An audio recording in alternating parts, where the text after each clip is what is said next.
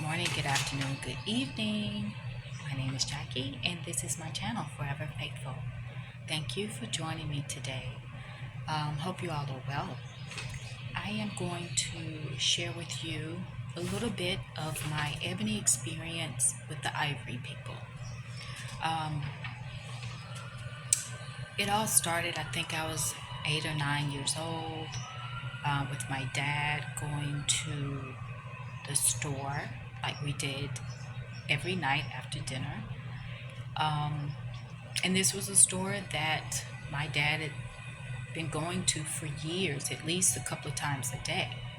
Um, and we got our things and we went out the door, and then the police came into the parking lot and told my dad to stop, that he was under arrest, um, because he had robbed the store. It's like, I didn't rob the store.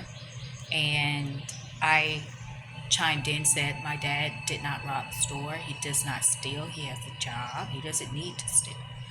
Um, well, they took him to jail. They put handcuffs on him, put him in the back of the police car, and left me and my younger sister in the parking lot at 8:30 at night. Okay? And what happened was that the store had been robbed right before we arrived. And it was robbed by a white man. But the white clerk, cashier, decided to choose my dad as the culprit, as the robber. And they took my dad to jail. Now, later on, after he started to sue the store, and the cashier said that she was afraid of losing her job. She didn't care that she was ruining a man's life and that his children, small children, were there watching it. She didn't care. She was trying to keep her minimum wage job. It was so careless. And she apologized, but it was after the fact, after she had been caught, because they checked the camera in the store and saw that a white man versus a big, tall black man. Okay? That was my first experience with the Ivory people. Okay? Now, over the years, I've had many encounters, and I'm only going to share a few right now. And it didn't matter if it was co-workers, bosses, friends, associates, doctors, neighbors as well. But there was always this one common thing, and even guys that I even dated, was that there was always this underlying thing where they saw me as the minority, lesser than, and thinking that they could treat me any kind of way, talk to me any kind of way. And I wasn't having that at all. So when it came to, let's say for instance, when it came to someone I was dating, let's say the last person I dated that was an Ivory person. I remember us having a conversation on the couch watching television. I think the news was on, and he was like, oh, that black people need to get a job. These men need to get a job. And I'm like, well, you own a company, yet you don't have any black employees. Why is that? So I'm calling him out on his shit, okay? And I said, because I know there's qualified people, black people, ebony people that you could have hired, but you have chosen to hire more Ivory people. Why is that? And, we went on with the conversation, and then he was like, yeah, the minorities. And I said, well, who are the minorities? He said, blacks, Latinos. And I started laughing because I thought it was hilarious. I'm like, no, there are more people of color, black people and people in general of color, than there are white people. So you are the minority, not us. I mean, the look on his face was like in shock. Yeah, you are the minority. Um, and I've even had a boss. I had a couple of them, but this one, this particular one, I was the only black working in the office except for the receptionist. And it's not the first company I've ever worked at that I was the only ebony person. Okay, but this particular time,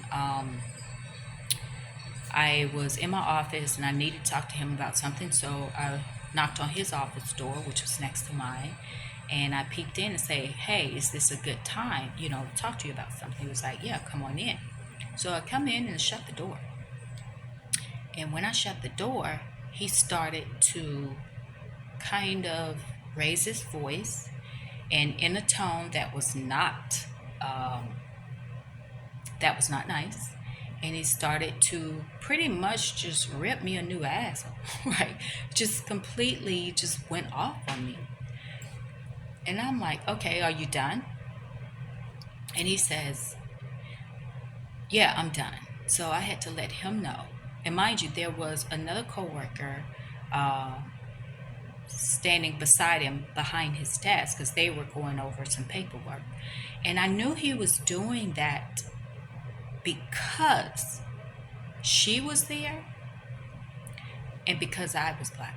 And he felt that he could literally talk to me any kind of way. And it seems as though that he had done this before and gotten away with it. He was just too comfortable with saying the things he said to me and in the tone that he said it. So when he was finished, and I said, first of all, I asked you, is this a good time? You said yes. And if it wasn't, then you should have said no. Okay, but you bring me in here only for you to berate me. And I just basically let him know, I don't tolerate that. You don't pay me enough to abuse me. And as a matter of fact, you could never pay me enough. I would never accept any type of abuse from you or anybody else. And let it be known that you need me more than I need you. Because it's not hard for me to find another job with my qualifications. Don't get it twisted.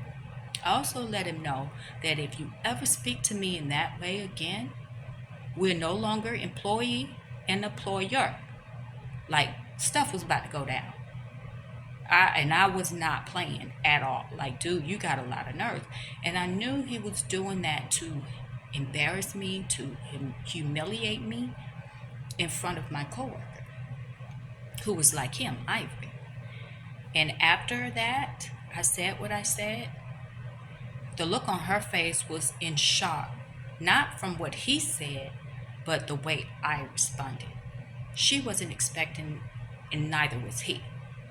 And I left out his office, slammed the door, because we had a lobby filled with people, candidates, and I went back into my office, and I was pissed.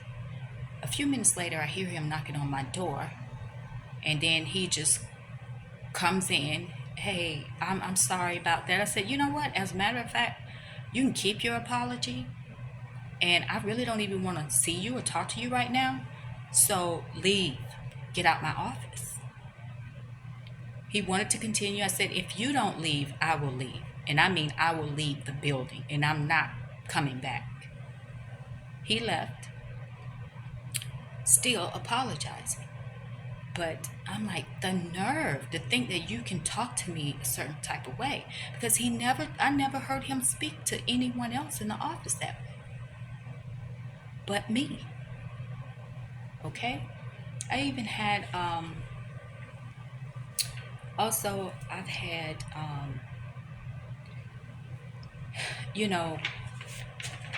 co-workers where I'm in the only ebony person in there, and it just seems like they don't expect much. They didn't expect much of me except for me to do my job. But the thing is, always did my job, but I did it well, very well. I always exceeded the expectations that they had of me, and I know this because of their response to me. Wow, this is interesting. I've never seen this before, that you're so great with the customers and they call and they only want to talk to you and they only want to deal with you, even the owners. No, certain clients would not even want to deal with the owners, just me. And these people will look at me in awe, and rightfully so, because I'm magic in motion. But it was like they just couldn't understand how I do what I do, how I excel at things that they are just average at. And the same thing happened before. My first real job after college, I was the only Ebony person, and immediately I was faced with racism just because of my skin color. Two Ivory females began to make my work experience a living hell. But it was a job that I really wanted, and I was not going to let them deter me from doing my job. So it was always the snide remarks, the looks, the frown on their faces, the whispering and looking at me and giggling and things like that.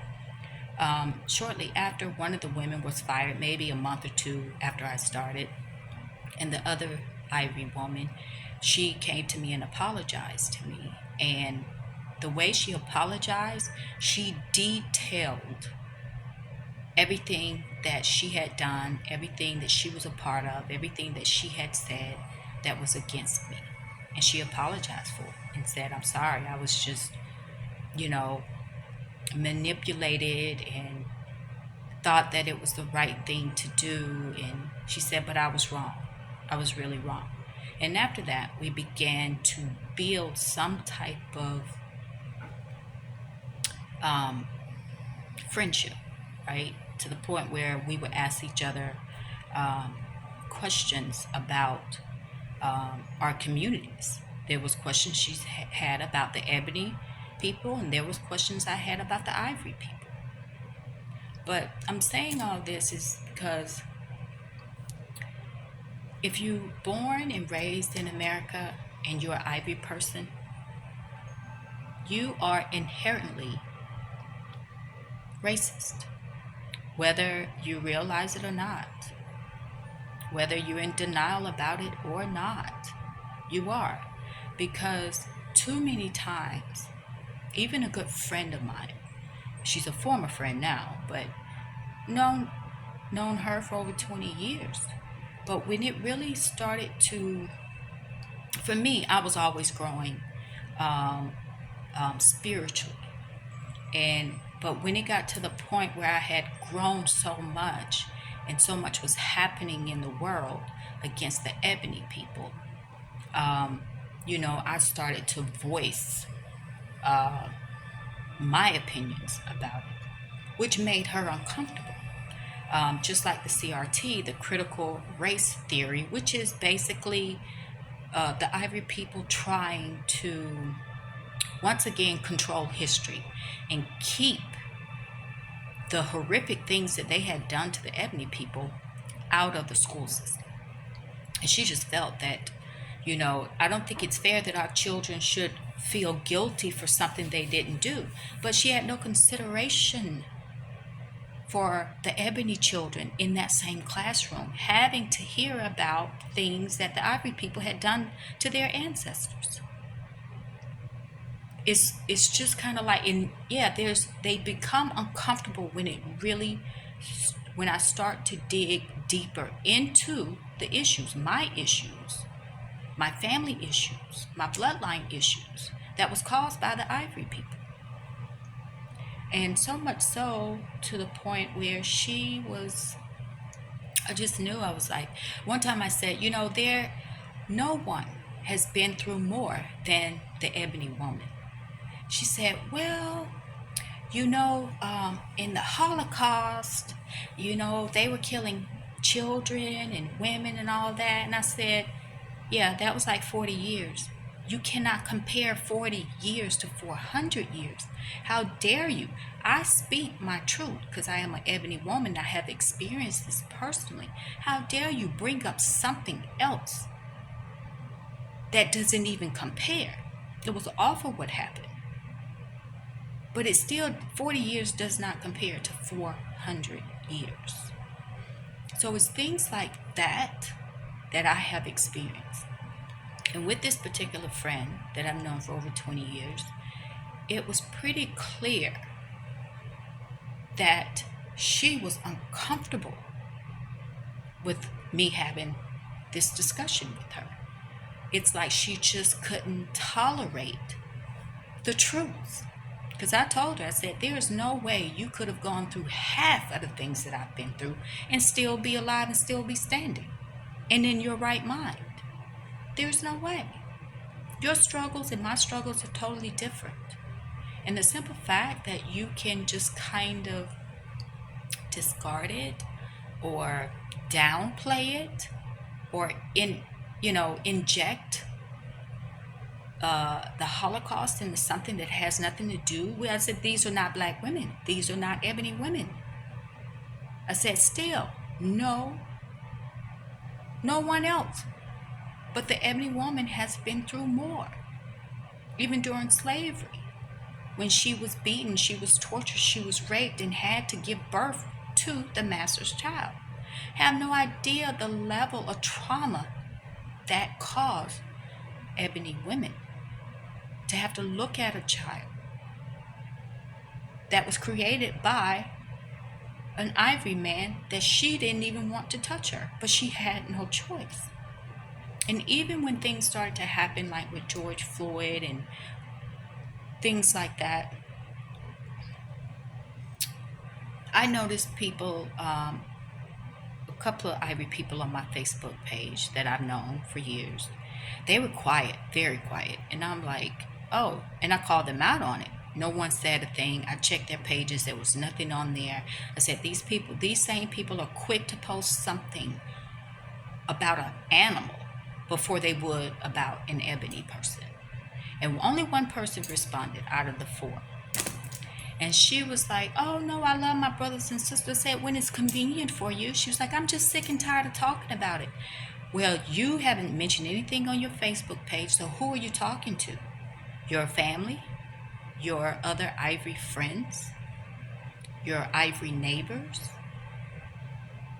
Then she didn't want to be on Facebook talking about it. She was like, here's my number, give me a call. No, you have my number for over a year. I've told you to give me a call twice and you haven't. So that lets me know you're really not interested. All of a sudden now you want to talk? No. And I let her know she was a part of the problem. I say all of this because even the people I thought that would have my back, even the people I thought that would stand up for me, didn't. They were either quiet or they would distance themselves from me. And the same thing with a beau I was dating. We were in the park holding hands, and we were on the path, and then up the path there was a group of ivory people in some type of, what I would call some type of costumes. Had no idea what they was doing in July with all these clothing on. But he let go of my hand.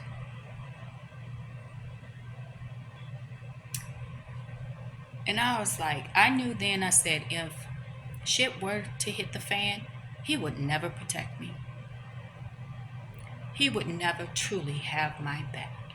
That he was really more concerned about those other ivory people and himself than he was about me. So I'm saying all this is that when you think an ivory person will have your back, when you think that they're going to stand up for you, they will show their true colors. And I'm just sharing this as a word of caution.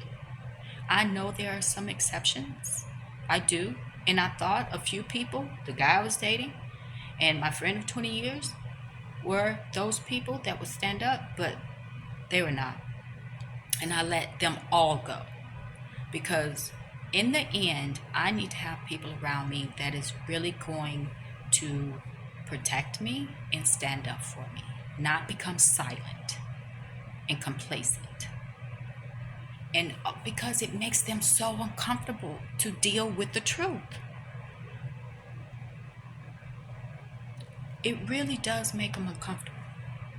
So I'm just saying this is, if you think your neighbors are nice, if you think your co-workers are nice and that they will have your back, if you think the person that you're dating is going to have your back and they're Ivory person, wait and watch to see what happens. Now, again, I know there are some exceptions, but very few from my life experience. And again, it didn't matter if it was co-workers, bosses, beaux, someone that I was dating, neighbors. It didn't matter. I even had one neighbor. I didn't know them. We didn't know each other. Never, introduced ourselves. I do my thing. They do their thing, right? And I caught one of them looking at my mail that was stuck in my door. I didn't know that it was there because I had been inside for several days because I was under the weather. And I caught her. And then I confronted her. And then her husband comes around and want to get upset with me because his wife was doing something illegal, which is going through my freaking mail that was stuck in my door. Oh, she's just being neighborly. No, she was being nosy. If she was really concerned about me or the paper flying away, she would have knocked on the door. And she never did.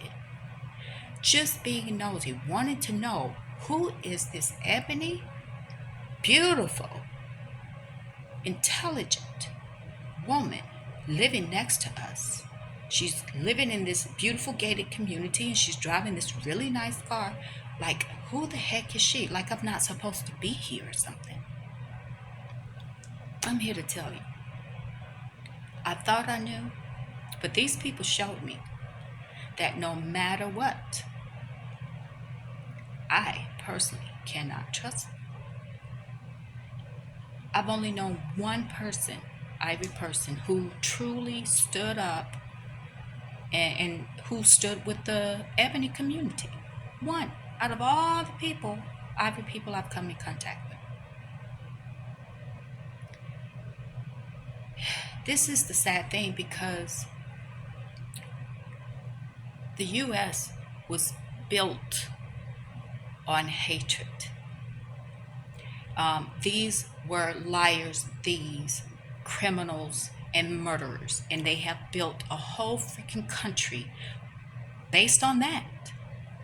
And so for an Ivory person not to be affected by that is like saying a fish, like water doesn't touch a fish. It's impossible for the water not to touch the fish when the fish is living inside the water. Hello? I don't know. This is just my word of caution for those who actually think that you have an ally in the Ivory people. And you may actually have a rare one. But from my experience, no, not at all. And especially when you start to dig deep into the history of America. And even that friend of 20 years said, well, you know that it wasn't just the Ivory people that enslaved people. There was other blacks and African enslaved. Yeah, I know that. But it's you all that have went around the freaking world like a freaking virus, infecting everything and everybody. So understand that it's very dangerous to think that you have an ally in a person who is not willing to address the truth, who is not willing to face the truth of racism. Well, my dad had his best friend was black. Okay, what about your grandfather and your great-grandfather and your great-great-grandfather?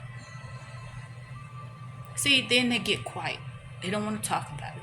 Well, I don't know. Well, do the research. My thing is, they really don't want to know. They want to continue to live their privileged lives. And I'm just going to let them go ahead and do that.